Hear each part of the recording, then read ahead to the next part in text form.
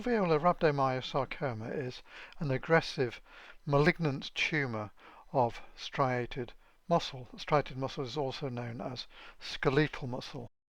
It is a tumour with no male or female predominance and tends to affect children and young adults between the ages of 10 and 25. Common sites include the forearm and also the legs, trunk, perirectal and perianal regions. When the tumour metastasizes, it tends to spread to the lungs and the lymph nodes. Treatment is with surgery and chemotherapy, but despite that, the prognosis is poor, with a life expectancy of 20% over 5 years. The tumour tends to be soft with a grey or white cut surface, and there may be areas of necrosis and hemorrhage. The microscopic features of alveolar rhabdomyosarcoma are those of small round blue cell tumours, and before the days of immuno, the tumours were sometimes misdiagnosed as lymphomas.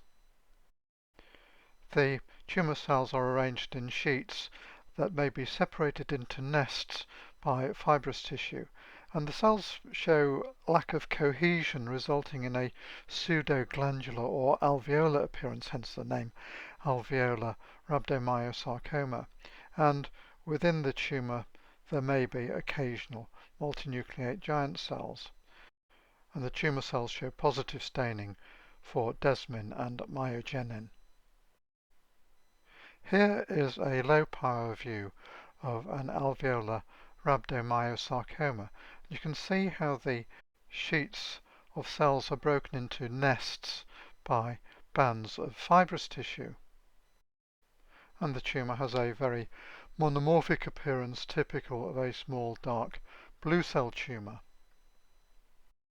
The other thing we can see is that in areas the tumour cells are falling apart due to lack of cohesion, resulting in the pseudoglandular or alveolar appearance. And finally, here is a higher power view of this alveolar rhabdomyosarcoma.